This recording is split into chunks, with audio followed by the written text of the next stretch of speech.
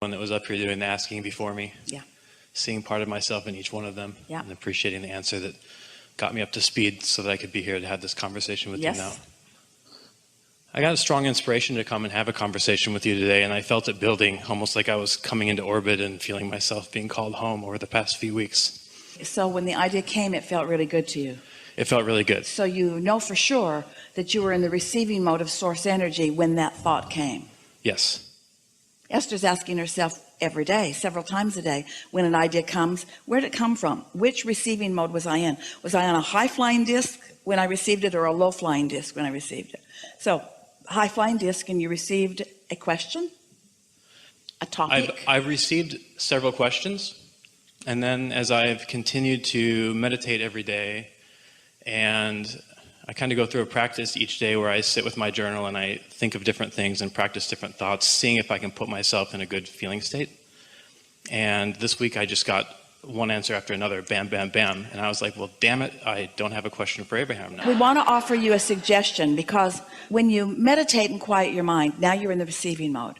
And when those thoughts begin to download and you start receiving, that's a wonderful thing. And then if you feel so inclined, that's when you take your journal and you let the thoughts flesh out a little bit more. The sequence of meditation and then journaling is much more powerful than journaling on your way to meditation.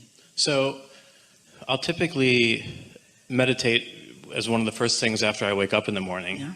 And then I go sit at my favorite coffee shop and I'll get my journal out then and I'll kind of go through this exercise. One of the things that I have noticed is in my meditations, I've been meditating for over 10 years and I enjoy it and I feel really good, and I'm continuing to feel better and better through it. And I get to this really good feeling place. There's a new emphasis because meditation has been around forever, and there are teachers teaching that more than any other topic really in this realm of spirituality and so forth. But the thing that we're wanting you to understand now, and the leading edge conversation that we all are having about meditation, is that meditation is the means to the receiving mode.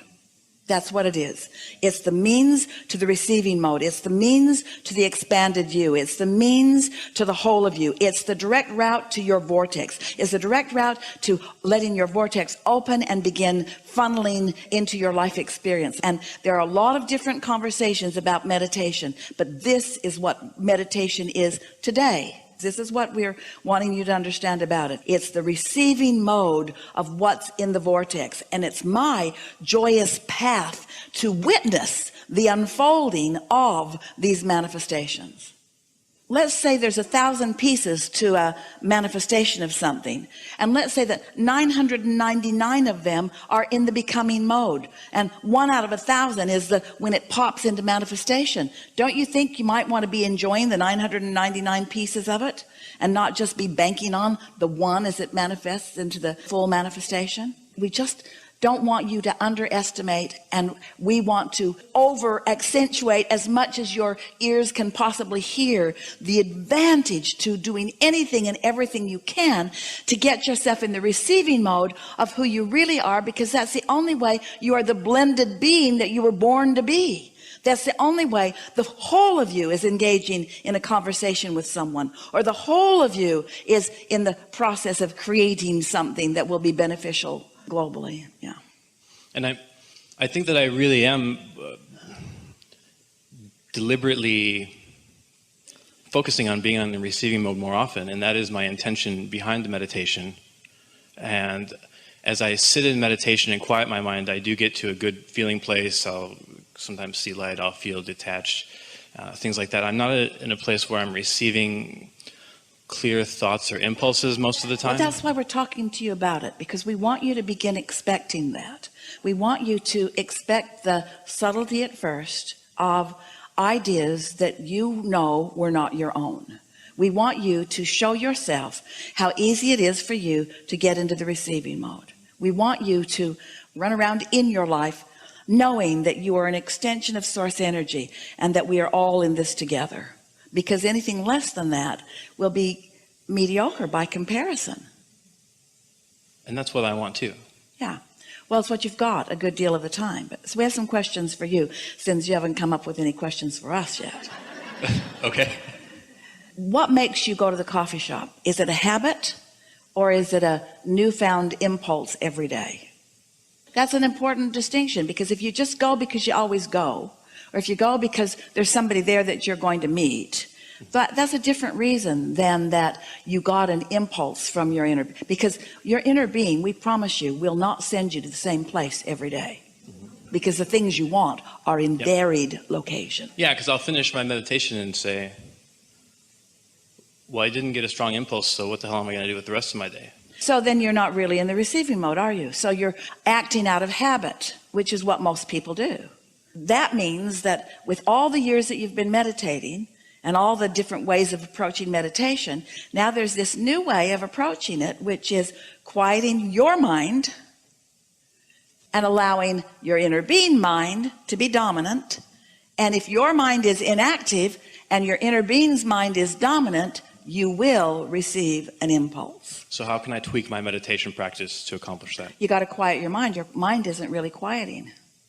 And most people aren't quieting their mind in meditation because they're trying to visualize something, or they're trying to make something happen in meditation. It's like praying and pleading. We're exaggerating because it's not a perfect comparison, but it's like a prayer where you're pleading for a result or an improvement. You're not in the receiving mode while you're pleading for something. While a prayer of appreciation, you're in the receiving mode. You see what we're getting at? Attraction is asking and allowing at the same time. I've really been listening to your coaching on meditation and applying it to my meditation practice, but clearly I'm not quieting my mind fully. So what else do you recommend? Maybe you're listening for something different than you think. You've undoubtedly heard the story, we've been offering it so much, about Esther receiving an impulse after coming out of meditation to play with her sound system. And then she did, which led to her discovery of rap and her discovery of playing it loud all through her courtyards. And then the next day in meditation, she just got the strongest impulse to move all of her furniture around in the house, which led to needing someone to help her do it. And when they came to help her do it, they hit it off really well. They were having a wonderful time. And one of them was a rapper. And so now Esther plays her rap music, and now she's got him hooked. He said, what do you do? Because she's weird and happy and prosperous and weird. And she told him, I'm a teacher. What do you teach? Rap. Of course, she's playing with him. But those 2 days of receiving led her to the thing that matters most to her in all of her life, which is being of value to someone who's asking and ready to hear. And so her inner being and his inner being just managed the meeting. But this is the point that we're making to you. It came to Esther. The whole thing evolved in 2 days of meditation back to back, where the impulse was just almost what you would call a frivolous, silly impulse. Suddenly, Esther is ravenous to understand how her music system works. Been in that house for 10 years and never really understood it. And suddenly, she cannot go one more day without understanding it. So she sat and with clarity made her way through it. Well, we were helping her because we knew how it worked. But she had to want to know how it worked. So we were guiding her to the desire for it to work, to understand it. And because she was in the receiving mode, she picked up on our enthusiasm about it and followed it. You see what we're getting at? And then the next day, a whole 24 hours later, she's meditating again. And she comes out of meditation with this ravenous desire to move the furniture around in her house. Well, that doesn't even make any sense. That furniture was so carefully placed. Every piece was measured. Every piece was purchased. Every piece was delicately placed in relationship to every other place. There's no better way for that furniture to be in that house than how it was. But Esther suddenly wanted to move it all around. Why? Because we knew there was a mover who was a rapper, who was a student and a seeker, and that Esther is a teacher and a willing offerer, and we knew it would be really good for those two to get together. And this was the best way to get them together. He's a rapper, now Esther is too. He's a mover, Esther needs one. They bonded, they had such fun together. They were together for hours. First, they moved the furniture all around, and then they moved most of it right back where it had been. Oh yeah, I guess it was right to begin with. But that's not the point. That's not the point. The point is they had fun in the moving stuff around, and that's what you all are doing, having fun in the moving stuff around, you see. And so the point that we're making with you, that we really want you to hear, that is the answer to the powerful question that you just asked us, is this receiving of information doesn't always sound like the secret scrolls. It doesn't always sound like the cure for some deadly disease. Sometimes it's just the fun of moving furniture around, because it's the path to something else. It's the path to something else. It's the path to something else. It's the path to something else, you see. And you want to be glad for all these paths, because if you just went from where you are right to where you want to be, you'd be done. That one's dead. He wanted, he received. That's done. It's not like that, is it? Because it's the feeling of life moving through you that it's all about. It's the hands in the clay. It's the you receiving the energy that creates worlds and flowing it through your consciousness, through your focus, for your results. Not because you're worthy, but because you can't be other than worthy. Not because somebody is now defining you as a better person than you were a minute ago, but because you got everything lined up. You tuned into the frequency. You caught on to who you are. You fulfilled your life's purpose. You fulfilled your life's purpose. You fulfilled your life's purpose. You fulfilled your life's purpose by syncing up with who you are, because that's your life's purpose. You don't have something all figured out over here that you're on your way toward. Your life's purpose is joyful evolution. Joyful evolution. Your life's purpose is never-endedness. That's your life's purpose. Never to be done. Never-endedness. It's only humans that feel tired when we say that. Helpful? It's helpful. And knowing that and having heard that from past seminars, perhaps I'm not fully quieting my mind, because I'm not even hearing I'm not receiving and aware that I'm receiving the impulses that are more mundane. Let us just ask you some questions. So when you sit, are you comfortable? Yes. Is it early in the day? Yes. And have you deliberately set this time aside so there's nothing nagging at you? Yes. And are you focusing on something? So just for a moment, just focus on that sound in the room. Can you hear it?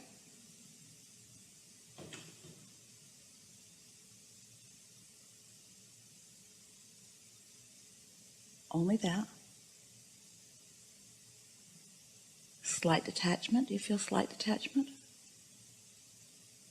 Is your mind wandering? A little bit. Focus on it again.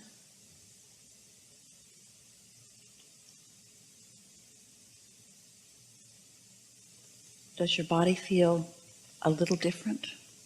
We're really asking all of you. Some of you are. You feel a little less aware.